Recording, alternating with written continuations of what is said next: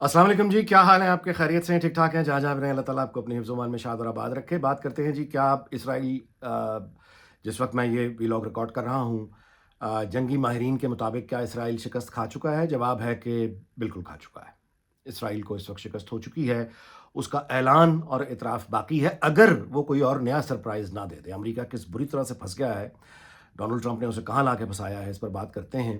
लेकिन मैं आपसे ये गुज़ारिश यानी अपनी गुज़ारिशात पेश करने से पहले आपको याद दिलाना ज़रूरी समझता हूँ कि मैं अगर ये कह रहा हूँ, गुज़ारिश कर रहा हूँ कि इसराइल हार चुका है या अमेरिका फँस चुका है या ईरान हार नहीं रहा, अगर आप ये कहते हैं कि ईरान जीत रहा है, मतलब अगर आपको इतराज़ है आपको कि ईरान नहीं जीत रहा, तो ये तो कम से कम मानेंगे ना कि ईरान हार नहीं रहा।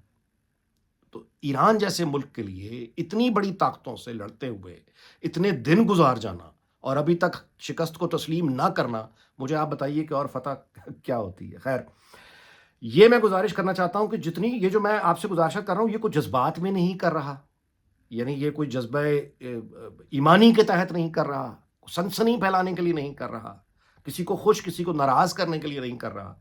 यानी यही काम अगर मुझे करना होता तो फिर मुझे शायद किसी और काम की जरूरत ही ना होती। ठंडे ठार हकायक, किसी को अच्छे लगें किसी को बुरे लगें, तालिब इल्म का ये काम है कि वो अपनी गुज़ारिशात पेश कर दे। और ये जितनी गुफ्तगू मैं कर रहा हूँ उसमें कुछ एक्सक्लूसिव नहीं है, रिकॉर्ड पर है, सबके सामने है। अब आइए, क्या जब ये ऑपरेशन शुरू हुआ, जाहिर है कि ये 3 या 4 दिन का वो था, अब ये तकरीबन 15वें रोज़ में दाखिल होने जा रही है। तो इसका मतलब है कि वो तो अचीव नहीं हुआ। रजीम चेंज उनका ख्याल था, नहीं हुआ। ईरानी कौम निकल आएगी, नहीं हुआ। तो ये तो सारे एक जगह मामलात हैं। असल चीज़ ये है कि ईरान की जो स्ट्रैटेजी थी जंगे हिकमत अमली, वो काम आ रही है। और ये उन्होंने छुपाया नहीं था, वो पहले दिन से कह रहे हैं, सब कुछ रिकॉर्ड पे है। उनका शुरू दिन से ईरान जिस हिकमत अमली पर चल रहा है ट्रैप करने की, वो ये है कि उन्होंने अपने सबसे सस्ते जो ड्रोन्स हैं वो पहले भेजे, कम नुकसान कर। उनको ये पता था कि ये ड्रोन्स हम जो भेज रहे हैं ये इसराइल को नुकसान नहीं होगा। वो जो इंटरसेप्टर्स लगे हुए हैं मिसाइल्स को रोकने के लिए, उसे खाली करना मकसूद था। तो वो हल्के हथियार भेजते गए भेजते गए भेजते गए भेजते गए, अपने ऊपर बमबारी बर्दाश्त करते गए भेजते। उनके जो इंटरसेप्टर्स थे वो उन्होंने खाली जखीरा करवा दिया। आज इसराइल रिकॉर्ड के ऊपर, न्यूयॉर्क टाइम्स रिपोर्ट कर रहा है, तो रिकॉर्ड के ऊपर इसराइल ये कह चुका है कि हमारे पास दिफाई सामान खतरनाक हद तक हमारे पास कमी हो चुकी है। जब रिकॉर्ड पर इसराइल ये कह रहा है तो उसका मतलब है कि जो सफारती जराए हैं, खुफिया जराए हैं, डायरेक्ट चैनल्स हैं, वो पहले इस्तेमाल हो चुके हैं। But America is in no position कि वो इतनी जल्दी इतने इंटरसेप्टर्स, जितनी तादाद में उनका जखीरा खाली हो गया। और जो उनका पैट्रियट, वो जो बैटरी और वो जो थर्ड रेडार सिस्टम है, ये कोई एक चीज नहीं है जिससे मिसाइल रोका जाएगा। ये पूरी एक चेन है, यानी एक थर्ड रेडार है, फिर उसके बाद इंटरसेप्टर है, फिर उस इंटरसेप्टर के अंदर पड़ने वाला मिसाइल है, और फिर वो टीम है जो उसको लुक आफ्टर करती है। और फिर वो जो मिसाइल जिसने रोकना है आते हुए मिसाइल को या ड्रोन को, वो कहीं से आना है ना, उसकी एक सप्लाई चेन है, वो खत्म हो गया तो क्या करें? रडार अंधे हो गए हैं। तो इस वक्त जब हम, पूरी दुनिया देख रही है ना ये कि इसराइल इस वक्त दिफा करने में मुकम्मल तौर पे नाकाम है, और ईरान ने अब जबकि वो ये टारगेट हिट कर चुका है, यानी एग्जॉस्ट कर चुका है उनके दिफाई निजाम को, अब वो अपने सबसे लीथल, सबसे मोहलिक मिसाइल अब वो फेंक रहा है।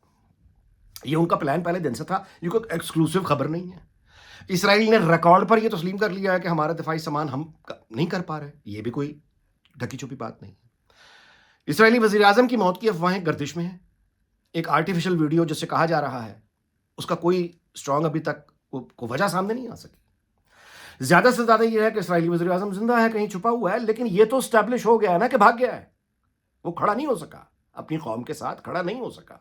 नतीजा यह है कि जो इसराइली मीडिया है, सोशल मीडिया है, अगर आप उसको फॉलो कर रहे हैं तो आपके इल्म में है कि वहां पे कितनी शदीद नेतन्याहू के खिलाफ एक लहर उठ चुकी हुई है। जाहिर है कि उसका फायदा उसके वहां के मुकामी सियासतदान भी उठाएंगे, अपोजिशन वाले भी उठाएंगे, तो वो पूरी तरह से। अच्छा, अब आ जाइए अमेरिका की तरफ। वही अमेरिका जो रूस का मजाक, जिसने पाबंदियां लगाई हुई थी रूस पे, जो फ्रांस का मजाक उड़ाता था, जो स्पेन का मजाक उड़ाता था, जो यूरोप को, ये सारी टीम ह्यूमिलिएट करती थी लिटरली, आज वो डोनाल्ड ट्रंप अपने जो ट्रूथ सोशल, उसका जो जिसको वो चलाता है सोशल मीडिया ऐप, उसके ऊपर वो रिकॉर्ड के ऊपर कह रहा है کہ یہ جو آبنائے ہرمز ہے، اسٹریٹ آف ہرمز جو بند کیا ہوا ایران نے، اس کو کھلوانا ہے اور دنیا سے مدد مانگ رہا ہے، نام لے لے کے۔ فرانس کو چاہیے کہ ہیلپ کرے، چائنا کو چاہیے کہ ہیلپ کرے، روس کو یعنی وہ ملکوں کے نام لے لے کے جن کا وہ مذاق اڑایا کرتا تھا کہ یہ تو کسی قابل ہی نہیں ہے۔ انہوں نے ہمارے یعنی برطانیہ کے فوجیوں کا اس نے مذاق اڑایا کہ یہ کیا سوتے ہوئے لوگ ہیں افغانستان میں، کیا انہوں نے ہماری مدد کی ہے، ہم ہی تھے جو یہ سب کر رہے تھے۔ اب انہی ملکوں سے وہ مدد مانگ رہا ہے کہ آپ آئیے ہمارے ساتھ اور یہ راستہ کھلوانے میں ہماری مدد کریں۔ ایران نے کیا کیا؟ ایران نے کہا سب کو تیل لے جانے کی اجازت ہے، ماں سوائے اسرائیل اور امریکہ کے، تو اب باقی ملک کیا کریں؟ اچھا، دوسری بات، ڈونلڈ ٹرمپ نے جو روس پر سے تیل کی پابندیاں ہٹائی ہیں، اس سے جرمنی کا چانسلر وہ بالکل اکھڑ گیا۔ اور دیکھیں یورپ 4 حصوں میں تقسیم ہے اس جنگ کے حوالے سے۔ ایک تو ہے اٹلی، اسپین، فرانس، جو ظاہر ہے اوپن یعنی اس کو مخالفت کر رہے ہیں۔ دوسرا برطانیہ جیسا ہے کہ آفیشلی جو ہے وہ فوجی تو نہیں بھیج رہے، بس تھوڑا سا بیسس دے دیں، لوگ البتہ سارے کے سارے اس جنگ کے خلاف ہیں۔ تو دوسری پوزیشن یہ ہے۔ تیسری پوزیشن وہ جرمنی کے چانسلر کی تھی کھل کے امریکہ کے ساتھ، وہ اب لڑکھڑا چکے ہیں کیونکہ ان کا بیڑا غرق ہو گیا ہے، ٹرمپ نے انہوں سمجھا ہی کچھ نہیں، روس پر سے پابندیاں ہٹا لیں۔ اور چوتھا وہ ہے جو ایسٹ یورپ ہے، جو روس کے بارڈر کے ساتھ سارا یورپ ہے۔ اچھا، ان کو کوئی فکر نہیں ہے نا، ان کا یہ مسئلہ ہے کہ مڈل ایسٹ میں کون جیتتا ہے کون ہارتا ہے، اسرائیل، امریکہ، ایران، ان کا مسئلہ صرف اور صرف روس ہے، وہ اپنے خوف میں ہے۔ تو جس کا مطلب یہ ہے کہ اسرائیل ریکارڈ پہ آ کے یہ کہہ چکا کہ ہمارے پاس اب دفاعی سامان پائجن بس ہو گئی ہے۔ امریکہ ریکارڈ پہ آ کے یہ باقی ملکوں سے مدد مانگ رہا ہے جن کا وہ مذاق اڑایا تھا کہ پائجن کو بیچ بچاؤ، اب کو راستہ نکالے۔ تو اس کا مطلب ہے کہ جب دفاعی سامان ناکام ہو جائے، میزائل پڑ رہے ہیں، اسرائیلی فوج روک نہیں پا رہی، الٹا یہ کہہ رہی ہے وزیر اعظم بھاگا ہوا ہے، سامنے آ نہیں رہا، تو شکست تو ہو گئی ہے۔ اچھا، اب کیا ہوگا؟ کل پیر ہے، وال اسٹریٹ کھلے گی اور دنیا بھر کی اسٹاک ایکسچینج میں جو امپیکٹ ہے آئل کی پرائس کا وہ مزید سامنے آئے گا۔ ایران نے جو شرائط سامنے رکھی ہیں ظاہر ہے اس میں سب سے زیادہ قابل غور شرط یہ ہے کہ خبر یہ ہے کہ یعنی ان جہازوں کو گزرنے کی اجازت دی جائے گی جو امریکی ڈالر میں پیمنٹ نہیں کرتے، چینی یوان میں کریں گے۔ اب آپ سمجھ رہے ہیں؟ تو اب جو خطرہ ہے جو ایران کی طرف سے آفیشلی سامنے آ چکا ہے وہ یہ ہے کہ امریکہ کے اندر کوئی 9/11 ٹائپ اس طرح کا کوئی دوبارہ سے حملے سویلین پاپولیشن کے اوپر کرنے کی کوئی منصوبہ بندی ہو رہی ہے، یہ ایران کا کہنا ہے۔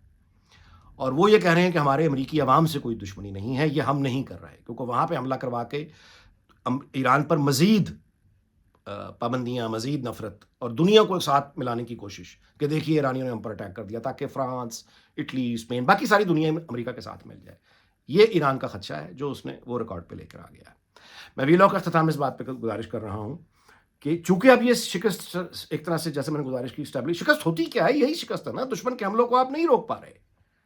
ایران جو ہے وہ اسرائیلی عوام سے براہ راست ان کو ٹیکسٹ کر کے ان کو بتا رہا ہے کہ تمہارے لیڈر تم سے جھوٹ بول رہے ہیں، اور یہ دنیا بھر دیکھ رہی، دنیا دیکھ رہی ہے۔ ان کا جو پلان ہے ایران کا، دیکھیے ایک کمزور ملک کے سامنے اتنی بڑی طاقت آ جائے گی تو وہ وہی اسی حکمت عملی سے کام لے گا جس سے ایران نے یعنی اس نے کو اندھا دھند میزائل نہیں برسانا شروع کر دیے، بہت پریسیجن کے ساتھ وہ ان کے پہلے اندھا کیا، ان کو پہلے ایگزاسٹ کیا، پھر اندھا کیا، پھر ان کی لیڈرشپ کو ٹارگٹ کیا، بنکرز کو ٹارگٹ کیا، تو وہ جو ایک ناقابل تسخیر کا تصور تھا اس کو اڑا کے رکھ دیا۔ آخری بات اب کیا ہو سکتی ہے؟ اب یہ ہو سکتا ہے کہ ایک تو یہ کہ ظاہر ہے یہ تو ماننا امریکہ کے لیے بہت مشکل ہے کہ وہ شکست تسلیم کر لے، تو الفاظ پر میرا یہ خیال ہے کہ بحث شروع ہو چکی ہوگی کہ اگر ہم نے اپنے اڈے وہاں سے ختم کرنے ہیں، لوگوں کو نکالنا ہے، تو کیا نام دیا جائے گا؟ اسٹریٹجک ریپوزیشننگ اسے کہیں، کیا کہیں؟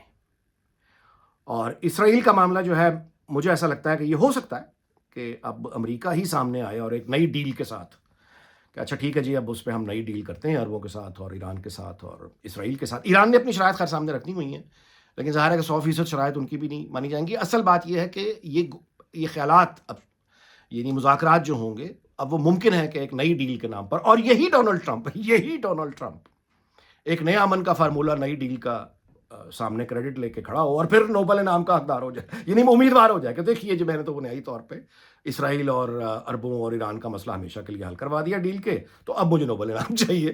ڈونلڈ ٹرمپ سے کچھ بعید نہیں ہے، ایسا کر پائے گا نہیں کر پائے گا میں ہرگز یہ نہیں کہہ رہا، وہ ایک علیحدہ بات ہے۔ جس دنیا میں ڈونلڈ ٹرمپ رہتا ہے وہاں پہ یعنی خیالات کی دنیا میں ہو سکتا ہے کہ وہ یہ بھی سوچ رہا ہو۔ تو اس کا مطلب یہ ہے کہ جس وقت آج کی تاریخ تک اس وقت تک اسرائیل کو شکست ہو چکی ہے۔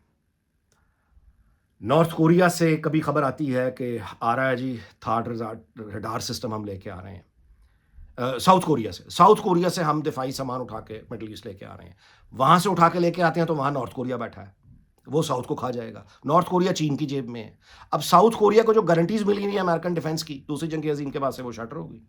جاپان سے اٹھا کے, اگر جاپان میں 100 سے زیادہ فوجی اٹھے ہیں بائی دا وے, جاپان سے اگر کوئی دفاعی سامان اٹھا کے شفٹ کرتے ہیں تو جاپان کا مسئلہ یہ کہ وہاں کی جو وزیر اعظم ہے وہ پہلے ہی اس جنگ سے پہلے ہی چین کو ناراض کر چکی ہے, وہ بھی انتہا پسند قسم کی وزیر اعظم ہے. وہاں سے دفاعی سامان امریکہ موو کرے گا تو جاپان کی حکومت یعنی خطرے میں آ جاتی ہے. کس کس کو بچائیں؟ روس پہ سے پابندیاں ہٹائیں, جرمنی چلا گیا. ساؤتھ کوریا سے دفاعی اٹھاتے ہیں, وہاں نارتھ کوریا نہیں, ساؤتھ کوریا جاتا ہے, نارتھ کوریا فائدہ اٹھائے گا. اور ان تمام صورتحال کا سب سے بڑا بینیفیشری کون ہے؟ روس تو ہے ہی ہے, چائنا, جو مارکیٹ کر رہا ہے اپنے آپ کو کہ میں ہوں وہ اسٹیبل کانفیڈنٹ طاقت جو برابری پہ یقین رکھتی ہے.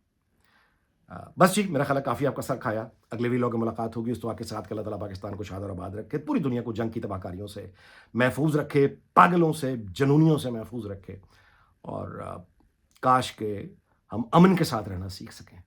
اللہ حافظ.